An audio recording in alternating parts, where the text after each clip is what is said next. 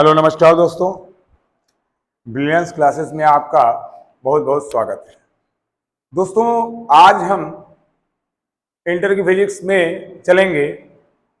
Inter की physics में Gaussian प्रमेय जो है, आपकी गॉसियन थ्योरम जो है, गॉस की प्रमेय के द्वारा एक अनंत लंबाई के चालक तार के निकट वैद्युत क्षेत्र की तीव्रता ज्ञात करेंगे। और अनंत लंबाई के चालक तार के निकट वैद्युत क्षेत्र की तीव्रता ये होगा, लिखेंगे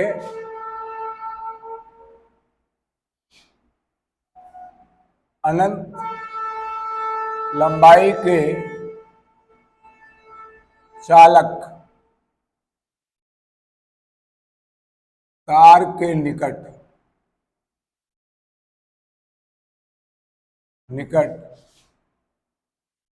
वैद्युत क्षेत्र की तीव्रता ये हम लोग ज्ञात करेंगे। अब इसके लिए अगर हम इसको ज्ञात करने चलते हैं तो सबसे पहले हमें गॉस की प्रमेय के बारे में जो हमने पढ़ा था उसके बारे में हमें ध्यान रखना है। अब क्या है कि देखिए, एक मान लेते हैं एक चालक तार है,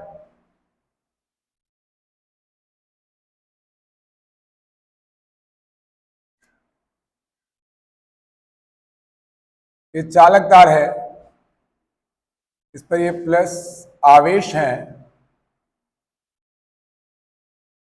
और यहां पर एक हम बना लेते हैं, गॉसियन बेलन की रचना करते हैं।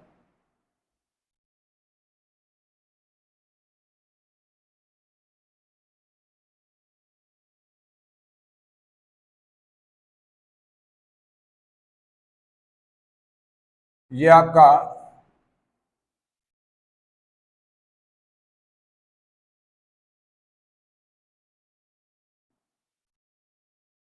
ये जो बिंदु है ये P है और यहां पर ये वैद्युत क्षेत्र E है और इसी जगह आपका है क्षेत्रफल अवयव dA।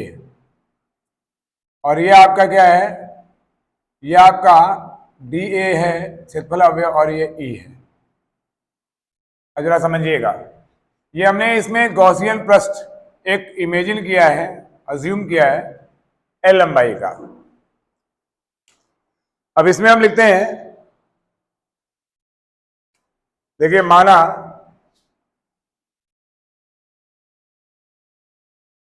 अनंत लंबाई के तार पर प्लस Q आवेश, तार पर प्लस Q आवेश समान रूप से वितरित है, समान रूप से वितरित है।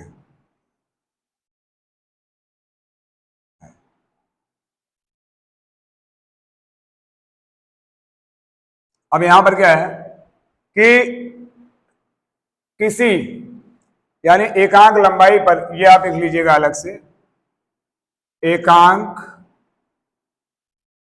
लंबाई पर वितरित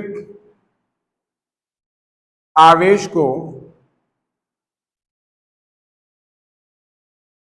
आवेश का रेखीय घनत्व लेमडा कहते हैं। क्या कहते हैं? लेमडा कहते हैं। तो ये हमारा क्या हो जाएगा, ये हमारा हो जाएगा lambda equal to Q upon L, यानी एकांक लंबाई पर वितरित आवेश। तो ये L Q इक्वल टू क्या हो जाएगा, Q इक्वल टू हो जाएगा लेमडा L। ये हो गया। तो अब क्या है कि देखिए, आप इसके वृत्तीय क्षेत्र में देखेंगे, ये वृत्तीय क्षेत्र में यहां पर देखिए, यहां पर E और dA दोनों क्या हैं, एक दूसरे के लंबवत है। और जब ये एक दूसरे के लंबवत हैं तो सीधी सी बात है, एक दूसरे के लंबवत हैं तो इनका जो है वैद्युत फ्लक्स जो है 0 होगा, क्योंकि आप लिखेंगे बेलन के वृत्तीय क्षेत्र में E व dA यानी वैद्युत क्षेत्र तथा क्षेत्रफल अवयव एक दूसरे के लंबवत है, एक दूसरे के लंबवत है। तो जब लंबवत है तो आपको मालूम है, तो यानी थीटा इक्वल टू क्या हो जाएगा 90 डिग्री। तो हमारा फाई इक्वल टू क्या होता है E डॉट dA यानी कि E dA cos थीटा, और cos थीटा क्या है cos 90, तो ये हो जाएगा E dA cos 90, और cos 90 की वैल्यू क्या होती है इक्वल टू क्या हो जाएगा E dA इंटू 0, तो इक्वल टू हो जाएगा 0। ये चीज आपके पास आ गई। अब बात ये आती है कि जैसे ये हमारा आ गया बेलन के वृत्तीय क्षेत्र में E व dA एक दूसरे के लंबवत है, तो ये मान लेते जैसे इंग्लिश मीडियम वाले हैं तो वो क्या है कि एक आपको बता दें इनफ्लाइट लेंथ का वायर है और near infinite length wire you have to find the electric field. तो ये वैद्युत क्षेत्र ज्ञात करने के लिए हमने अब यहां क्या कर लिया A dA इंटू 0 आ गया। अब क्या करेंगे हम एक L लंबाई के गॉसियन बेलन की रचना या कल्पना करते हैं तार से R दूरी पर बिंदु P पर E dA अथवा dA वाह्यता दिष्ट है, वाह्यता यानी बाहर की ओर जाते हुए प्रतीत हो रहे हैं, दिष्ट हैं।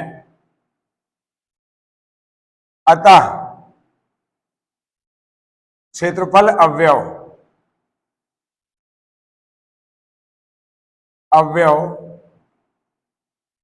dA से होकर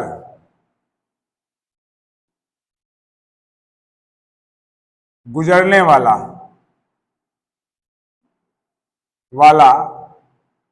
वैद्युत फ्लक्स, ये क्या हो जाएगा phi equal to E dot dA, ये हो जाएगा। अब यहां पर क्या हो जाएगा इक्वल टू E की वैल्यू क्या है, अगर E हम रख लें यहां पर, और ये dA आपका हो गया dA। अब ये जो dA है ये किसका है गॉसियन बेलन का है, और बेलन का आप मालूम है कि सरफेस एरिया जो होता है बेलन का वो होता है 2 पाई RH। अब यहां पर जो H है, H की जगह पर हमने क्या ले रखा है L लंबाई का बेलन ले रखा है, तो सीधी सी बात L लंबाई है। तो हम यहां क्या कर लेंगे,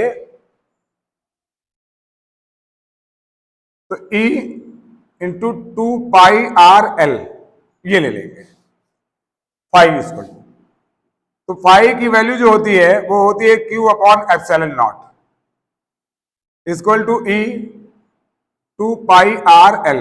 अब आपको मालूम होना चाहिए कि Q की वैल्यू क्या है लेमडा L, तो हम क्या कर लेंगे यहां पर ले लेंगे lambda L equal to E 2 pi RL, ये L और ये L कैंसिल हो गया 2 अपॉन एप्सिलॉन नॉट। अब यहां पर 2 पाई इधर ले आए तो 1 upon 2 pi epsilon not lambda upon R, यहां R क्या है सिंगल वेक्टर है आप ले सकते हैं, ये E इक्वल टू, तो ये अगर एक तो ये आपका आ गया ये न्यूटन पर कूलम, या हम ले सकते हैं अगर 2 का हम रेशनलाइज कर दें 2 से तो 2 का गुणा ऊपर और 2 को गुणा नीचे, तो हमारा क्या हो जाएगा 1 upon 4 pi epsilon not 2 lambda upon R।